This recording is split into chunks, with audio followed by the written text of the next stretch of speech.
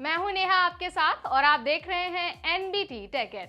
आपका भी अगर सपना डीडीए यानी कि दिल्ली डेवलपमेंट अथॉरिटी से जुड़ने का था तो आपके लिए अच्छी खबर है।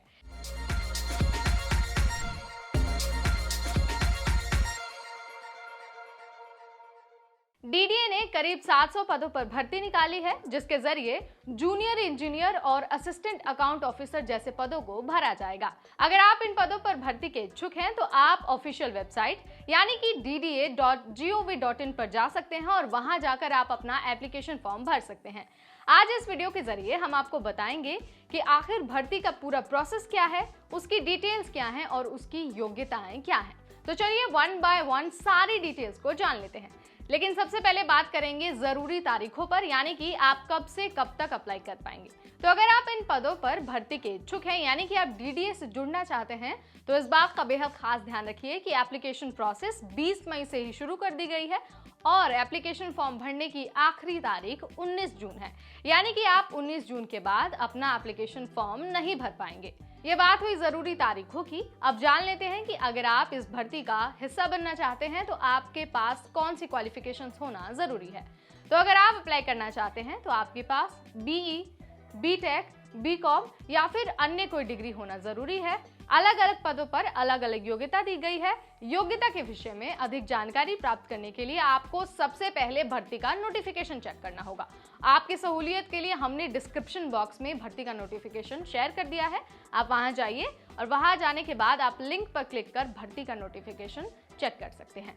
ये बात हुई क्वालिफिकेशन की। अब जानते हैं कि अगर आप एप्लीकेशन फॉर्म भरना चाहते हैं तो आपकी उम्र सीमा क्या होनी चाहिए।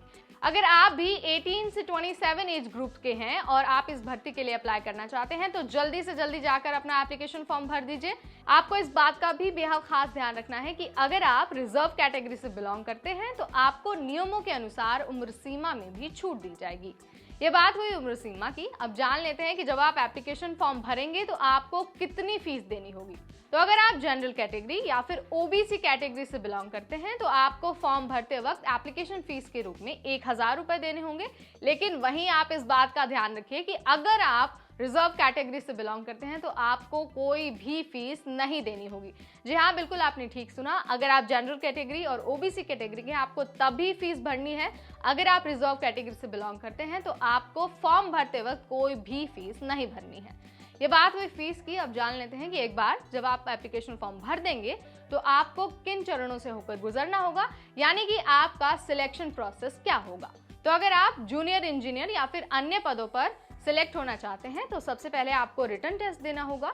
रिटन टेस्ट के बाद आपको स्किल टेस्ट देना होगा और सबसे अंत में आपको इंटरव्यू देना होगा।